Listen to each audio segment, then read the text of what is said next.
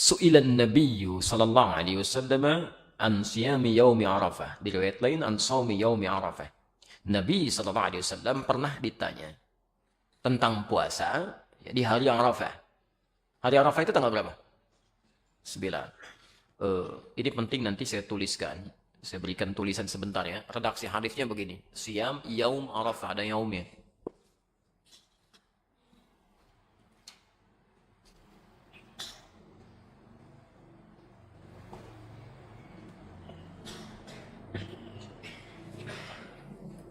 Ingat ya.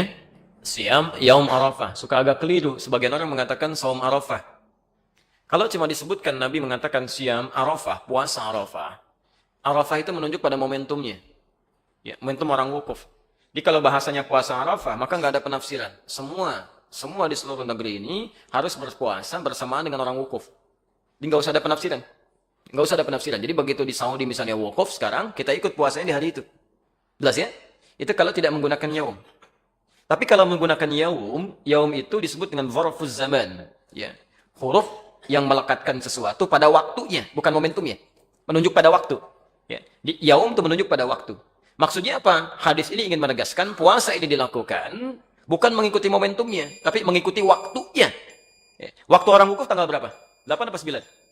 9. Ya. Di waktu orang wukuf di tanggal 9 Dzulhijjah. Artinya, kalau di satu tempat, satu daerah, satu negara, sudah masuk ke tanggal 9 Dzulhijjah, sekalipun tidak sama dengan tempat orang wukuf sekarang di Saudi, maka itu sudah harus menunaikan puasanya. Jadi jatuh puasanya pada tanggalnya, bukan pada momentum wukufnya. Jelas ya? Yang harus diikutkan pada tempat tertentu. Ya, misal sekarang di Saudi. Ya. Misal, mohon maaf, pemerintah kita menetapkan waktu, misalnya, awal Dzulhijjah, beda dengan Saudi, misal. Karena zonanya, misalnya, ada perbedaan tertentu. Ya, dalam hal tertentu, kondisi tertentu, bisa saja. Nah, maka yang diikuti saat puasa Arafah itu bukan ikut ke yang wukuf, bukan waktu Saudi, tapi waktu sini.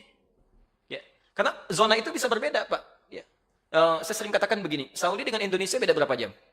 Wah, antum ukurnya ke Jakarta 4 jam, di Papua 6 jam. Indonesia itu kan luas, dari Sabang sampai Merauke, ya kan?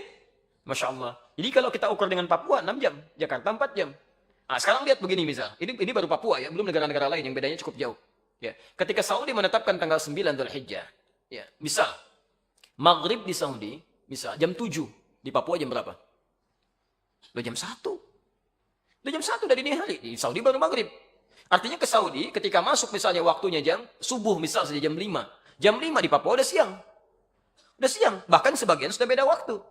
Yang jadi persoalan misalnya kalau Saudi duluan, Saudi sudah tanggal misalnya 9 Dzulhijjah, rahmakallah. Di sini sebelumnya. Bisa terjadi. Jadi begitu sana sudah masuk maghrib, di satu tempat misalnya baru masuk ke awal tanggal 9. Ya, baru mau subuh gitu kan, itu belum nyambung, waktunya berbeda. Dari segi penunaiannya, ini kaidah. Dan di sini sepakat, bahkan ulama-ulama di Saudi pun memberikan fatwa. Jadi kalau di satu negara zona waktunya berbeda jauh, ya tidak terlampau dekat, yang bisa melahirkan perbedaan waktu, maka waktu di negara tersebut yang diikuti.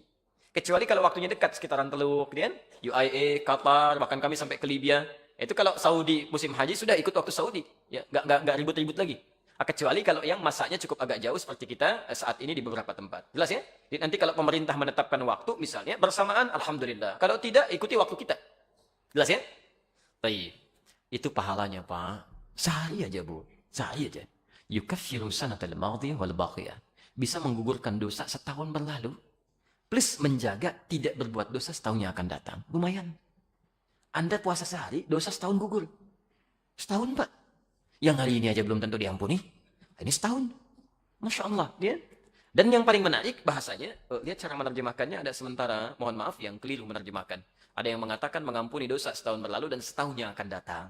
Masya Allah, kalau setahun yang akan datang sudah diampuni dosa, berbuat dosa aja. Itu ada sendal di depan bagus-bagus, ambil nanti. Ya? Masya Allah. Karena nggak dihukum, dan dia dihukum nggak dihitung. Nah, itu cara berpikir yang keliru. Jadi menerjemahkannya, mengampuni dosa yang telah lalu setahun, dan menjaga orang ini tidak berbuat dosa untuk setahun yang akan datang. Artinya kalau ada orang, maaf ya, ada orang berpuasa Arafah, setelah puasa masih bisa berbuat dosa dari ujung kepala sampai ujung kakinya, berarti puasanya gagal.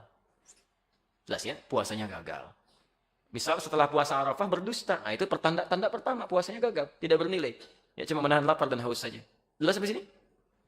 Saya tutup bagian terakhir, dan di sini nanti kita lihat bagian yang terakhir. Ada amalan khusus. Ya, amalan khusus. Jadi ini tadi masih umum ya. Bagi yang tidak berangkat haji, silakan keluarkan amal soleh, berpotensi dicintai Allah, diampuni dosanya. Yang kedua di antara amal soleh itu puasa. Yang ketiga di antara puasa ini, yang paling utama, coba jangan sampai tertinggal puasa Arafah. Baik. Yang keempat, ini yang paling khusus. Di antara orang yang tidak haji, ada yang akan melakukan amalan yang tidak dilakukan oleh seluruhnya, seluruh muslim. Disebut dengan kurban. Ya, disebut dengan kurban. Kan tidak setiap orang nanti bisa berkurban ya. Nah, ini saya baca satu aja sedikit ya, untuk melengkapi waktu. Setelah ini kita tutup dulu. Baik. Ini ada sunnah-sunnah terkait dengan kurban. Sunnah-sunnah terkait dengan kurban. Setiap dikerjakan sunnah-sunnah ini, pahalanya banyak, Pak. Jadi kalau Anda kehilangan sunnah ini, sayang. Ya, sayang, potensi pahala nggak dapat. Nunggu lagi setahun lagi. Sekali lagi kalau hidup, gitu kan? Nah, jadi persoalannya adalah, sementara orang berkorban seringkali cuma nitipkan uang korban ke satu masjid atau satu tempat, terus nungguin sampai tanggal 10. Ya, sementara sunnah-sunnahnya nggak diikuti. Oh, itu nggak dapat pahala, sayang. Ya, kalau cuma nunggu-nunggu saja, sayang. Ya, sayang, potensi nggak dapat. Apa di antara sunnahnya? Kita langsung ambil dari kitabnya saja. Ya, kita bacakan. Di antara yang pertama, kita lihat di hadis riwayat Muslim. Alhamdulillah. Nomor hadis 1977. 1977, bab yang ke-39. Ya. Jilid yang ke-7, halaman 152. Untuk pembukanya. Baik, sunnah pertama. Jadi Anda kalau nanti mau berkorban, tolong garis bawahi betul ini ya. Bismillahirrahmanirrahim. Bab, satu pembahasan. Babu nahyi man dakhala alaihi ashru dzil hijjah wa huwa muridu tadhiyah. Satu pembahasan tentang larangan. Nah, jadi sunnah pertama bentuknya bukan perintah, tapi larangan. Awas ya. Jadi ada sunnah bentuknya perintah, ada sunnah bentuknya larangan. Tidak setiap sunnah itu perintah, ada juga larangan. Nah, itu pahalanya sama. Ya. Baik, pelan-pelan. Babun nahyi, bab tentang larangan. Man dakhala alaihi ashru dzil hijjah, bagi siapa yang telah memasuki awal 10 pertama Dzulhijjah. Maksudnya tanggal 1 Dzulhijjah sudah masuk, gitu kan? Wa huwa muridu tadhiyah, dan dia menginginkan untuk berkurban. Ya. Jadi ada orang yang memang sudah punya rencana untuk berkurban. Kalau Anda sudah punya rencana, sudah disiapkan, hewan sudah mau dibeli, kan? Maka sejak tanggal 1 Dzulhijjah, sunnah pertama, ayyakhudha min sya'rihi aw adharihi syai'a. Nahyun an ya'khudha min sya'rihi aw adharihi syai'a. Itu ada larangan memotong kuku dan seluruh rambut yang melekat pada tubuhnya. Sedang larangan memotong kuku dan seluruh rambut yang melekat pada tubuhnya. Baik, yang pertama, larangan ini berlaku khusus bagi yang akan berkorban saja. Kalau yang tidak perlu. Jadi ini bagian pertama. Yang kedua, sifatnya adalah jika sudah ada keinginan, kehendak yang disertai kemampuan untuk berkorban. Jadi kalau begini, Anda siap korban, uangnya ada, sudah disiapkan, mau beli hewannya, sebelum masuk Dzulhijjah, maka tanggal 1 larangan sudah berlaku. Tapi kalau Anda baru dapatkan uangnya misal, ya sudah ada kepastian dengan izin Allah, misalnya insya Allah tanggal 3 baru dapat. Maka tanggal itu baru berlaku larangannya. Jelas ya? Dapat uangnya tanggal 5, tanggal itu baru berlaku.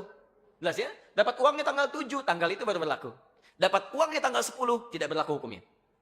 Jelas ya? Tidak berlaku hukumnya. Karena ini hanya berlaku bagi tanggal 1 sampai dengan menjelang akan dipotong hewan korbannya. Ya. Jelas sampai sini?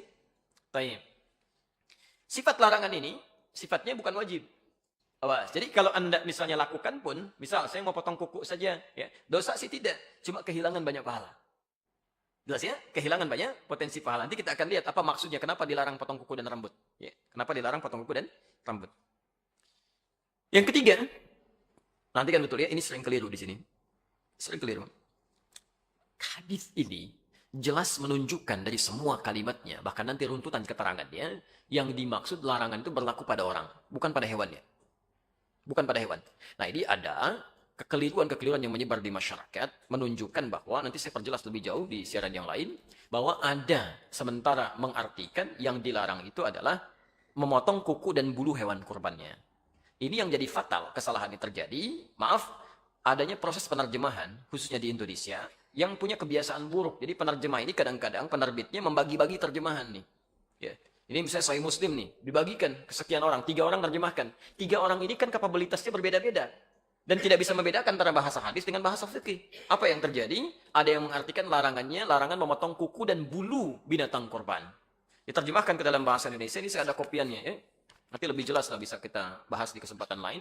Ini diterjemahkan ke dalam bahasa Indonesia, ya di halaman 899 ditulis kitab korban dan disandarkan pada seorang syekh yang sangat populer sekali. Ya, syekhnya nggak salah, yang salah yang terjemahkan. Ya, terjemahannya, apabila 10 hari pertama telah tiba dan seorang di antara kalian bermaksud hendak berkorban, maka janganlah dia mengambil bulu dan kuku binatang korbannya.